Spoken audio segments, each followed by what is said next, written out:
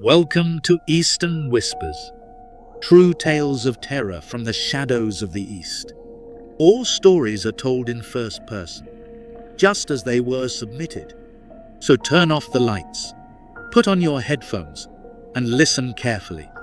You never know what might whisper back. Back in middle school, my family rented a cheap room on the second floor of a rural compound. It was the last room down the hall, cheapest of them all. The landlord said the furniture left by the previous tenant was ours to use for free. Looking back now, I realize what's free may come at the highest cost. The room had a worn-out sofa, a large wardrobe with a full-length mirror, a desk, and some old toys. The sofa was just long enough for me to lie on.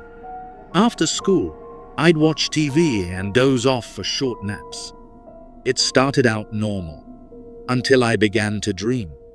Not just any dreams, nightmares. And only when I napped on that sofa. One week, I had the same recurring nightmare, 3 layers deep. In the first dream, I tried to enter a room but kept slamming my head into the doorway, over and over, until my forehead was bleeding. Then I woke up into another dream.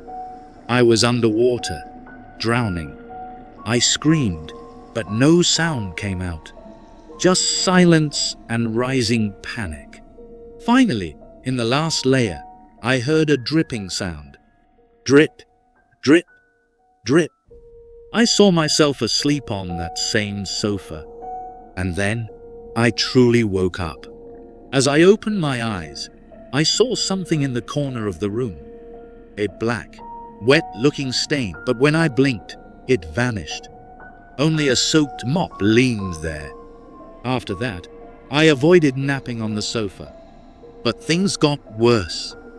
One night, my parents were both away, so I had the house to myself. I was excited, time to play games all night. On the ride home, I noticed a human-shaped shadow standing under a street lamp. It faced the light, unmoving. I joked to myself, must be that dark under the lamp thing. But when I passed him and checked my rearview mirror, he was gone. Only a white cat remained, standing tall behind me. Chills ran down my spine. I rushed home, locked the doors, tried to shake it off. But then the old wooden door began to rattle violently. Bang, bang, bang, like wind or fists. I opened it. Nothing. Calm air. But the curtains were trembling and the windows were shut tight. I tried to ignore it, opened my laptop, started gaming. But the lag was unbearable. Frustrated, I glanced toward the bedroom window. Moonlight poured in, casting a clear outline of a seated figure on my bed. I froze. I turned off the computer and lay down. The wardrobe mirror stood directly across from my bed. No one had moved it. It was too heavy. I slept on my side, facing the mirror.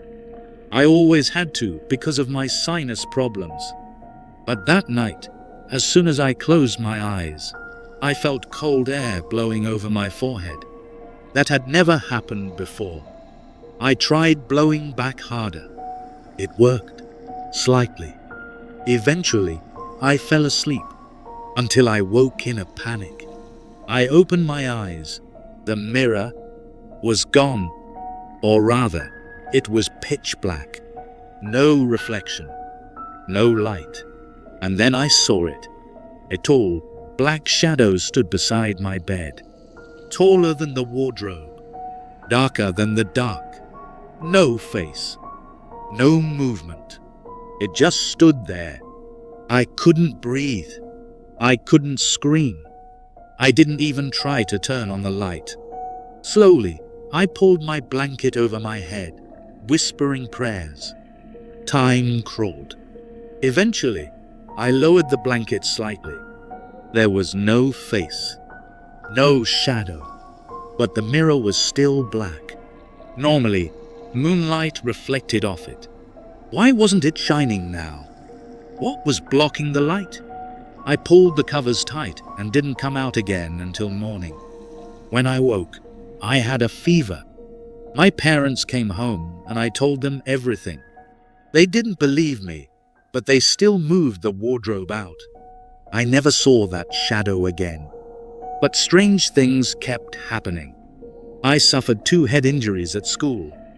One from running into a wall. Another from falling and hitting the corner of a chair, 3 stitches. The scar is still there. I don't know if these events were connected to the house, to that mirror, to the dreams within dreams. But I never forgot that shadow. Even now, I sleep with my mirror covered, just in case. Thank you for listening to tonight's story. If you've ever had a chilling experience like this, share it with us in the comments or submit your own story. Until next time, keep your eyes open and your mirrors covered. This is Eastern Whispers. Good night.